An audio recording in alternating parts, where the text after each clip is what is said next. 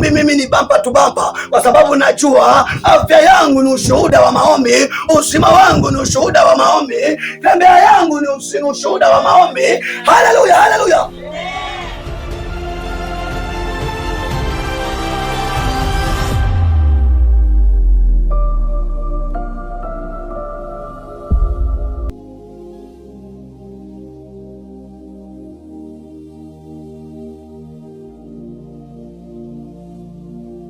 wa pili 4:8 hadi 30 na ngapi? Na 6. Tasoma kwa uwezo wa Roho Mtakatifu. Hichi ni kisa ambacho mmesoma kwa miaka mingi, lakini kulingana na ufunuo wa Roho Mtakatifu, sikiza kwa makini nawe utapata kitu. Amen. Pigie Bwana Yesu makofi mazuri.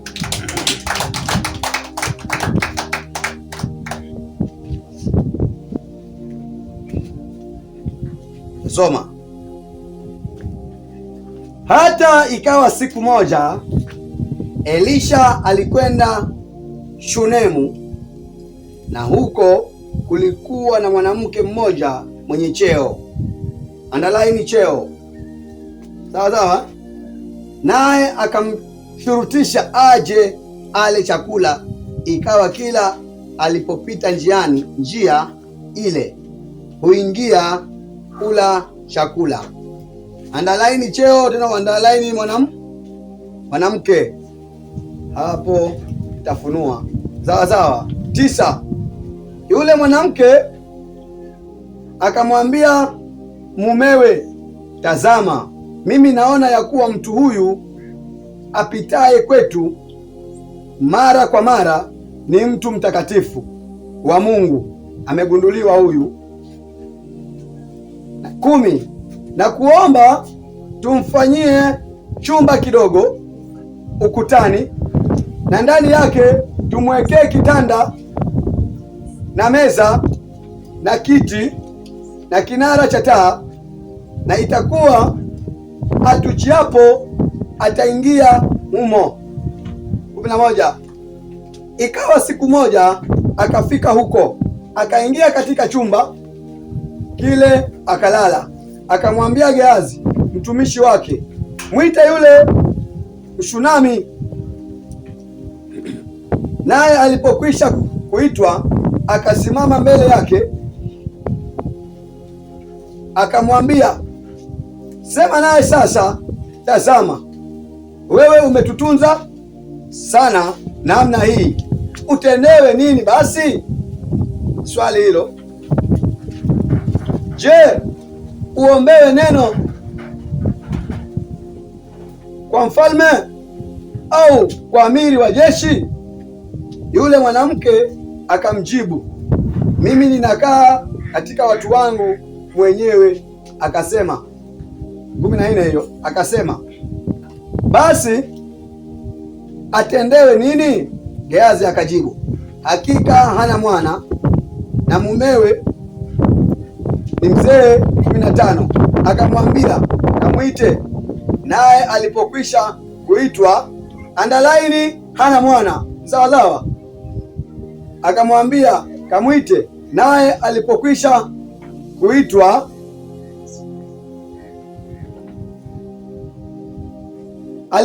kuitwa akasimama mlangoni.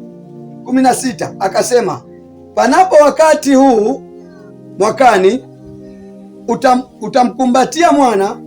Akasema, la, bwana wangu, wewe mtu wa Mungu, usiniambie mimi mjakazi wako uongo. 17. Yule mwanamke akachukua mimba, akazaa mtoto mume wakati huo mwakani, kama Elisha alivyomwambia. 18.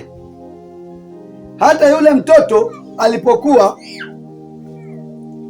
ikawa siku moja alitoka kwenda kwa baba yake kwenye mavuno. 19. Akamwambia baba yake, kichwa changu,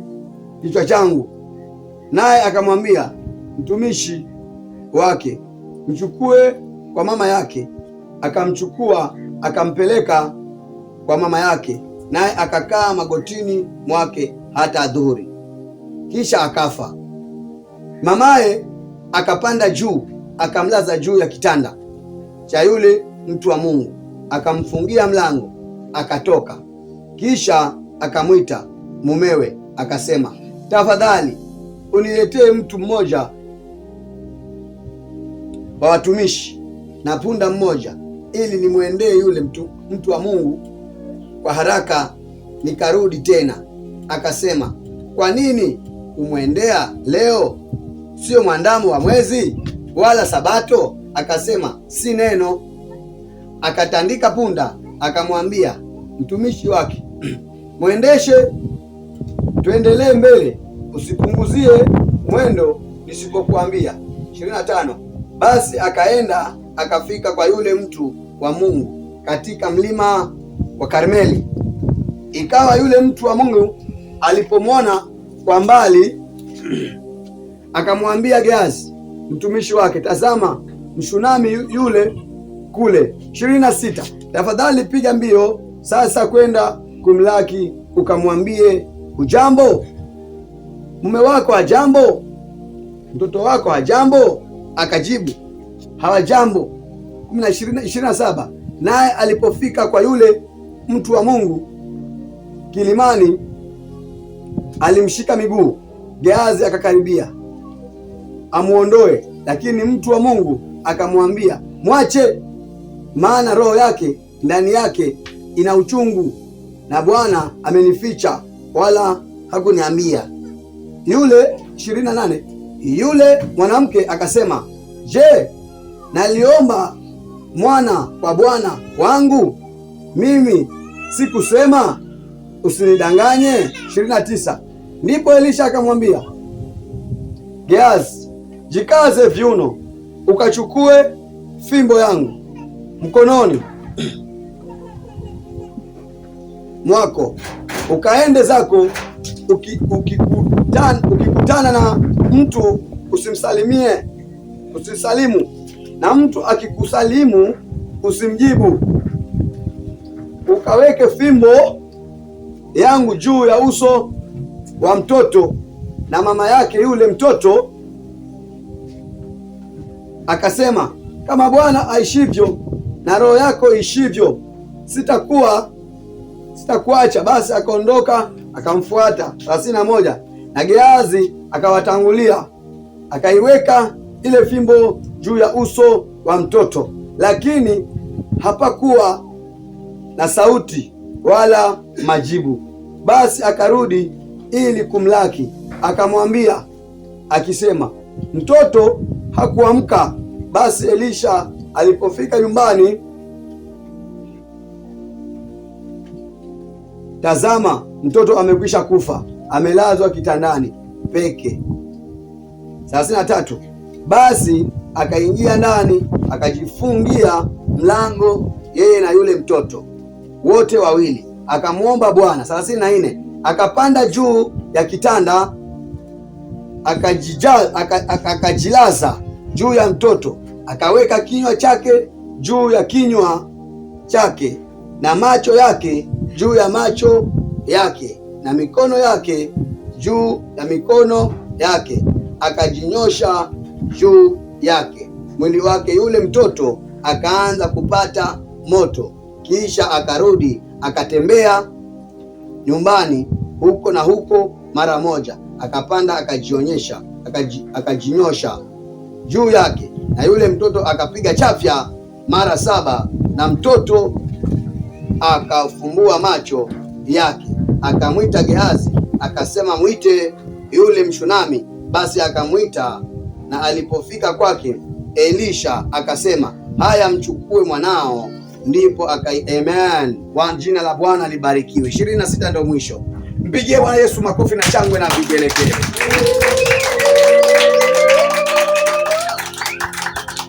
Tunaipata habari hii ya Mshunami na mtumishi wa Mungu Elisha. Amen. Elisha ni nabii wa Mungu aliyemtumikia Bwana katika haki zote. Amen. Siku moja akawa anafanya huduma zake tu za hapa na pale, lakini kumbe watumishi wa Mungu huwa wanatambulika, watumishi wa Mungu huwa wanajulikana. Bwana Yesu asifiwe sana. Baada ya pale, mama aliyekuwa mjane, lakini ana uwezo huyu mama. Amen. Anaka uwezo. Bwana Yesu asifiwe sana. Huyu mwanamke anaka uwezo, anaka cheo kidogo, yaani habari ya pesa usiulize. Amen. Wakamtambua yule mtumishi wa Mungu. Amen. Wakashauriana yeye na bwanake, uonaje yule mtumishi wa Mungu? Sijui kama alikuwa akienda akihubiri. Amen. Akirudi anapita na pale, alikuwa mkaa ambaye alikuwa akisikia injili yake. Basi kwa nini vile tuna uwezo tusimtengenezee, amen, huyu mtumishi wa Mungu mahali pa kulala? Wakamtengenezea kitanda, chumba chake kizuri, akawa kila siku anakaa pale na mtumishi wake Gehazi. Amen. Pigie Bwana Yesu makofi mazuri. Walipokuwa wakikaa pale, Roho wa Mungu akamshuhudia baadhi ya majambo. Akamuuliza, waishi hapa na nani? Kwa sababu mama alikuwa ni tashi, alikuwa ana uwezo wa fedha. Akaona ataniambia nini hao watumishi wa Mungu maskini? Akasahau kwamba kumbe ana kitu cha maana ambacho amekosa. Amekosa kitu gani? Amekosa mtoto. Amen. Sema mtoto. Akawa amekosa kitu cha maana, mtoto, kwa fedha zake, kwa kila kitu chake, lakini alikuwa amekosa mtoto. Mwanamke kwa ufunuo wa Roho atasimamia kanisa la leo. Kanisa la leo limeokoka lakini halina mtoto. Yaani ufunuo wa mtoto ni ufunuo kwamba mtoto ni huduma. Na watu wengi wamezaliwa, wamekaa kanisani, lakini hawajui huduma zao ni huduma gani. Amen. Hawajui Bwana amewaita na lengo gani. Ndio leo Bwana ametuma mtumishi wake awapatie zawadi kutoka mbinguni, kwa maana ameona juhudi la mtumishi wake, ameona bidii. Kila siku ninatoka Miritini, kila siku ninatoka Mwangani, kila siku ninatoka Mariakani, naja kanisani Kaziani, lakini bado sijajua kwamba nina kitu cha muhimu ambacho Bwana nataka niombe kutoka kwake. Amen.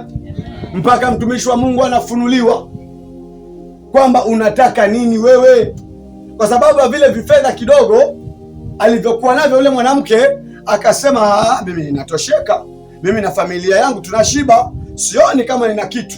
Na alikuwa ana umri mkubwa, alikuwa amezeeka kidogo, lakini Mungu kumbe alikuwa amemjua kwamba anatamani mtoto. Bwana Yesu asifiwe sana. Haleluya. Bwana Yesu asifiwe sana. Alivyokuwa ametamani mtoto, akatamani mtoto mpaka ikafika viwango akakata tamaa. Yule mama alikuja, kumbe alikuwa omba mtoto mpaka akaona amri umeenda. Sahi naomba dini. Kumbe mwisho wa mwanadamu ndio mwanzo wa Mungu. Alivyokuwa amesahau yale maombi aliyokuwa akiomba yule mwanamke, Mungu akamtuma mtumishi wake mahali pale. Kizaazaa kinakuja hapa. Hakuamini maneno yote ya mtumishi wa Mungu, hakuyaamini, lakini kwa sababu Mungu akisema ndiyo, hakuna mwanadamu anayeweza kupinga. Mtoto akampata kweli. Amen. Pigie Bwana Yesu makofi mazuri kama unanielewa. Mtoto akampata kweli, na katoto kakakua. Maandiko matakatifu yanasema siku moja, siku ya mavuno, mama akaondoka akaenda shambani ili kuvuna. Bwana Yesu asifiwe sana. Mtoto kule kichwa kikamuuma. Wakati mtumishi wa Mungu ameenda katika pite zake, katoto kanaumwa, katoto kanauawa. Amen. Bwana Yesu asifiwe sana.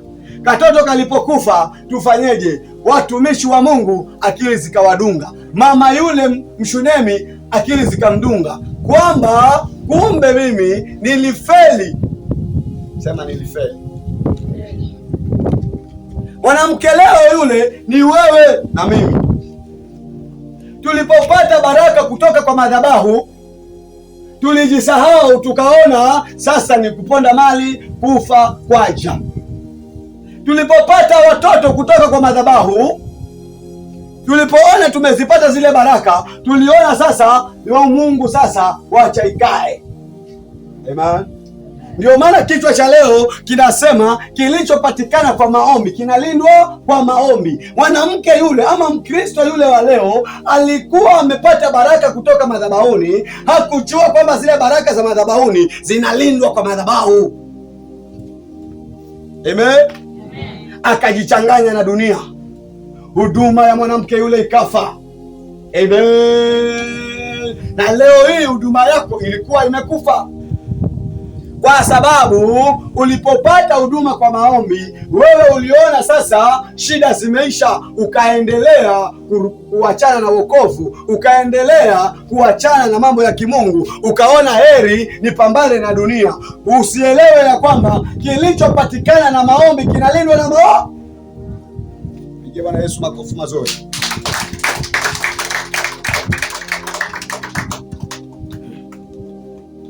Kuna watu waliobarikiwa kupitia madhabahuni, lakini kwa ulegevu wa kuomba baraka zile zikawaondokea. Amen. Kuna watu walipata baraka kutoka kwa watumishi wa Mungu, lakini kukosa hekima ya kimungu baraka zile zikawaondokea. Bwana Yesu asifiwe.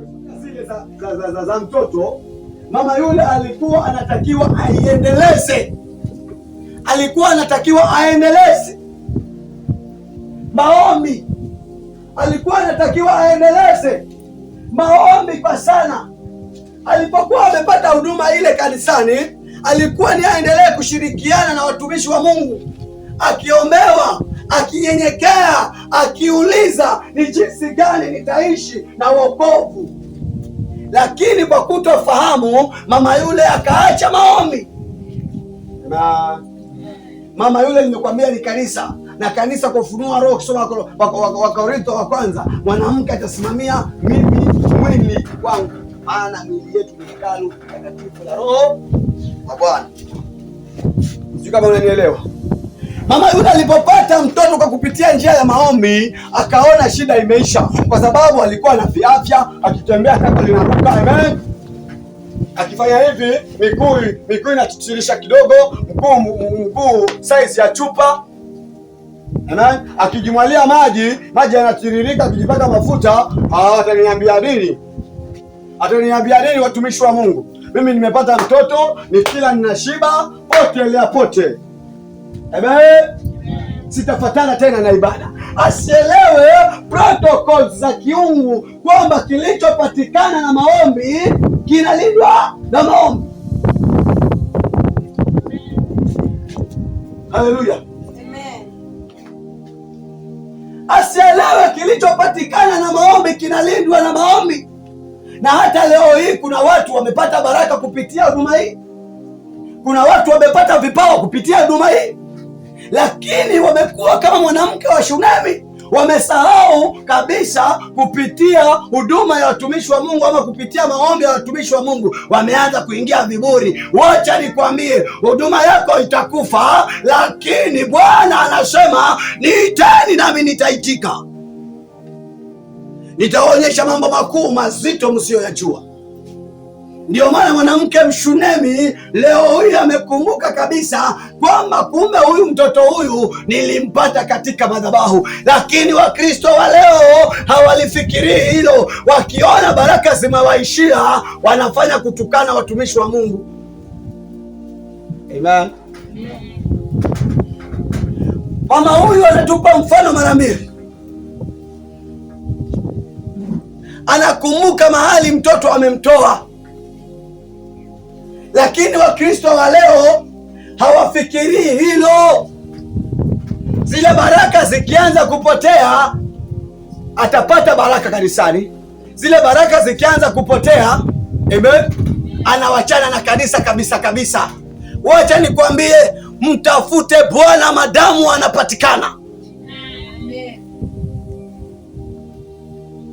utakuja juta. Mwanamke Mshunemi anatafuta, anahangaika, anatafuta mtumishi wa Mungu Elisha. Mwanamke Mshunemi anapiga mahesabu, anajua peke yangu mimi siwezi, wacha nimtafute mtumishi wa Mungu, pengine huduma yangu itafufuka, pengine baraka zangu zitarudi, pengine mume wangu, ndoa yangu itapona. Amen. Na mwaka huu Bwana ameahidi baraka nyingi sana, lakini ukizipata kumbuka mahali zimetoka. Amen.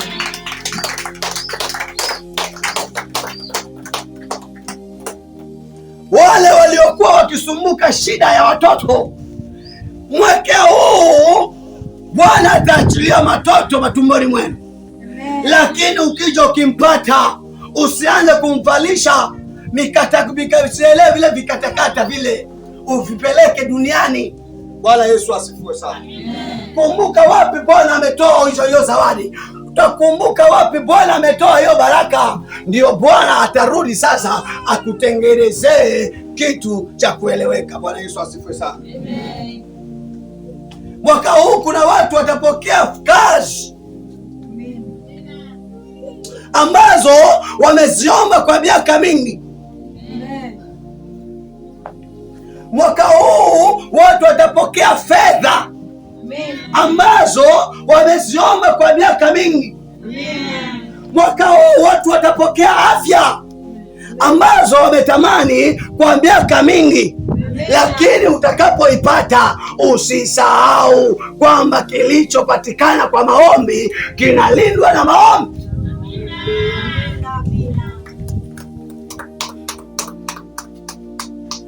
Nakupa ushuhuda. Mke wangu nilipomwoa, kuna mimba zilimwagika kama saba, mimba 7 kutokea zinamwagika za mwezi mpaka zikamwagika za miezi mitatu, vitoto vikubwa hivi. Nikaamka rohoni,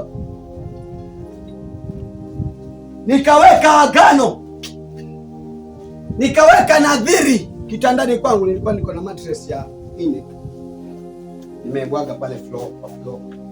Nikamwambia Bwana, huyu mtoto aliyo ndani ya tumbo hili, Baba, ukimlinda hata utakapojifungua mtoto wangu hali ya salama, Mungu nitamlinda, nitamlea katika wokovu, nitamlea katika misingi ya Kristo mpaka pale atakapofika miaka ya 18.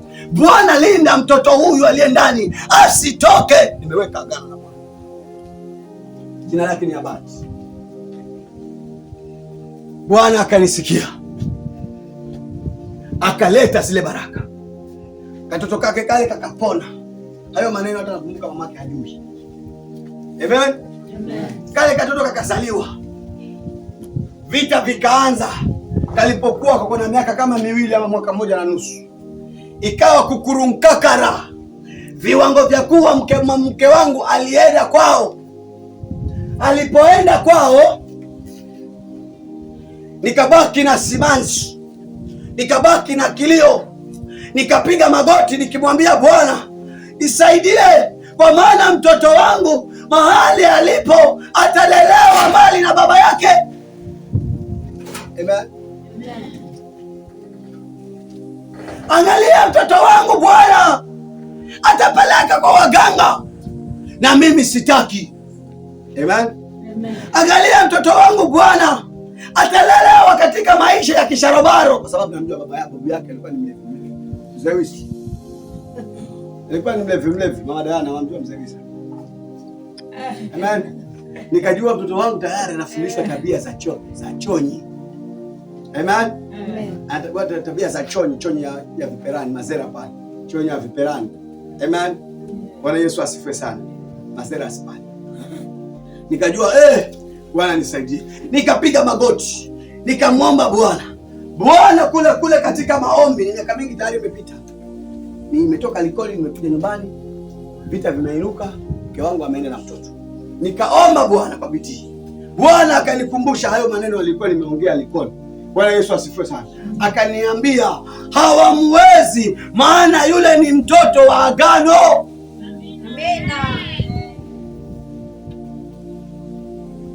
Nafanya hivi, endelea kumwomba Bwana, usikate tamaa. Lakini nakwambia hivi mwanangu, kila mwezi nenda na vibiskuti pale. Muulizeni mama yake haya maneno kama wana wadanganya. Nilikuwa nikienda na vibiskuti wasielewe. Nakwambia hata saa hii nikimuona mtoto wangu ameishi katika misingi ambayo haombewi, moyo wangu unataharuki. Bwana ananipa signal. Uzima wa mke wangu umepatikana katika misingi ya maombi. Mke wangu amelelewa na miwani tokea chekechea, akasoma na miwani mpaka form 4. Nimemuoa na miwani, yule ni mwalimu wa Mazeras Junior, bado na miwani yake. Hata wakati wa pambaja mpaka niondoe miwani mwanzo ndio nigusi. Amen. Bwana Yesu asifiwe sana. Haleluya. Amen. Nikaja nikamwambia Bwana, hunu mtumwa. Nataka nikifanya hivi niguse macho, niguse nyusi, nisishike vyuma. Bwana akanisikiza. Siku moja Bwana akaniambia, chukua hiyo miwani, ifunje kwa jina la Yesu, iteketeze, halafu umwambie mke wako asiogope, Bwana amesikia kilio cha mume wake. Nikaivunja miwani ya 12,000, nikaitupa, nikamwekea mkono, nikamwambia kuanzia sasa natangaza uzima kwenye macho haya, natangaza uhai. Ndio maana mke wangu akikataa ibada nasikia kichwa kinakorogeka. Nilimtukana sana juzi alipokuwa hakuja kwa ibada ya Jumatatu. Muulizeni. Najua maana Bwana aliponipa neno hili kwamba kilichopatikana kwa maombi kinalindwa kwa maombi. Amen. Afya ya mke wangu nimeipata kwa maombi, ni lazima nitailinda kwa maombi. Ndio maana habari za maombi mimi unipati mbali pale. Habari za maombi mimi ni bampa tu bampa, kwa sababu najua afya yangu ni ushuhuda wa maombi, uzima wangu ni ushuhuda wa maombi, tembea yangu ni ushuhuda wa maombi. Haleluya, haleluya. Wewe nawe umepata wokovu kupitia maombi ya watumishi wa Mungu. Isifike wakati ukaachana na maombi, itakuwa hasara kwako. Najua saa hii unajinong'oneza, saa hii najua kuomba. Saa hii moyoni mwako unajinong'oneza, saa hii naweza kuvaa vizuri, naweza kuomba, naweza kufunga, naweza kuachana na madhabahu. Nakwambia mtoto atakufa, huduma itakufa, kwa sababu jinsi ulivyopokea mapokeo haya si jinsi utakavyopokea mapokeo kule utakakokwenda. Amen. Ni lazima mtoto atakufa tu. Na bahati nzuri mwanamke Mshunemi alikumbuka wapi Bwana amemtoa. Lakini raundi hii wapepo huwa wapi chance watumishi wa Mungu waliopotea kurudi mahali walipotoka ni ngumu. Kitu cha kwanza nakutia haya, nitaenda kusema, nitaenda kuambiwa nini basi. Amen. Mama Jackson, nakwambia kwa jina la Yesu, mdumu katika ibada, kwa maana huduma ulioibeba imepatikana kwa njia ya maombi. Na hii protocol iko katika ulimwengu wa kiroho, ulimwengu wa kiroho wa kipepo kwa hivyo, na ulimwengu wa kiroho wa kimungu kwa hivyo hivyo. Baraka ulizozipata kwa Illuminati, ukija ukiokoka hizo baraka zinaporomoka. Kama mnanielewa? Baraka ulizozipata madhabahuni ya kweli, ukija ukisema sasa natosheka, wacha nirudi duniani, wacha niingie sasa kwa madhabahu ya giza, hizi bidhaa zote ulizopata kwa Bwana zitaporomoka. Amen. Ndio maana watu wengine wanasema, Mungu mtumishi wa Mungu ulikuja kuniombea mume wangu tumeachana. Ulikuwa umempata na nguvu za giza. Wewe ulienda kwa Kalumanzira ukapata bwana, alafu tena saa hii umekuja jisahau, umekuja kanisani. Nikikupigia ombi hivi vinakatika tu. Kwa maana kilichopatikana kwa madhabahu kinalindwa na madhabahu.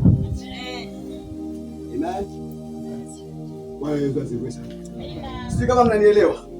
Usiingie kiburi, usiingie majigambo ukasema unajiweza.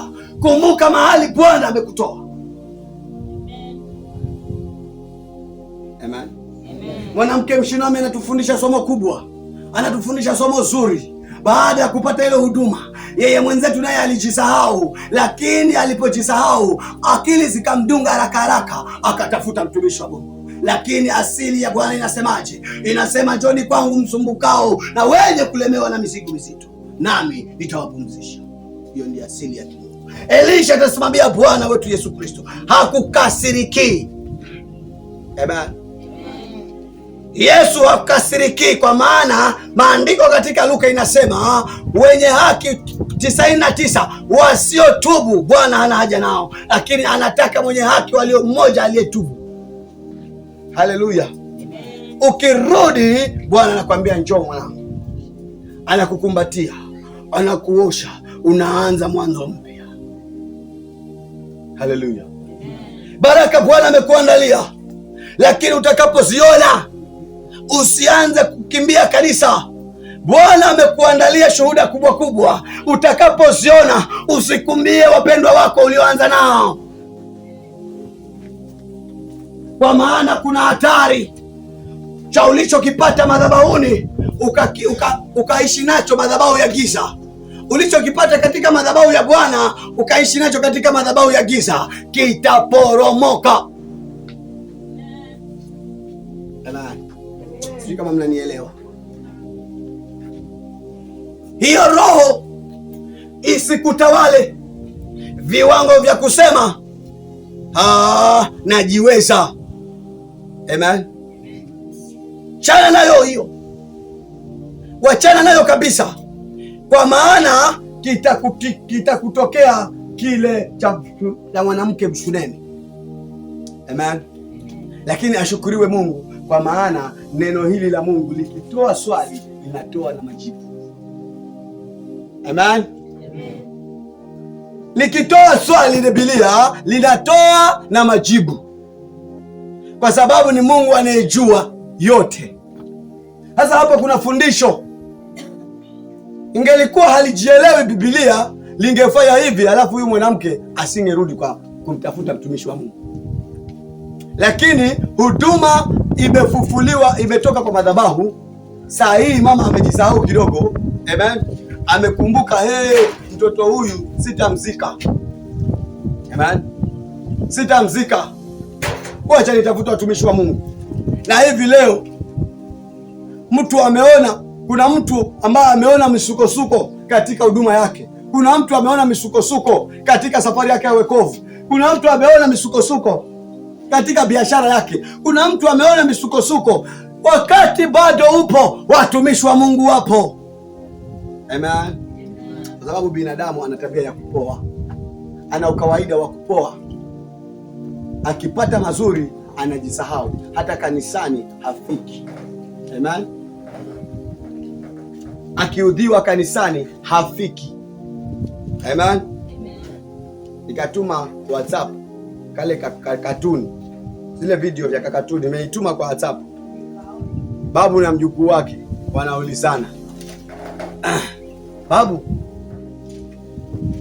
akaulizwa, mjukuu, mbona uendi tena kwa ibadani?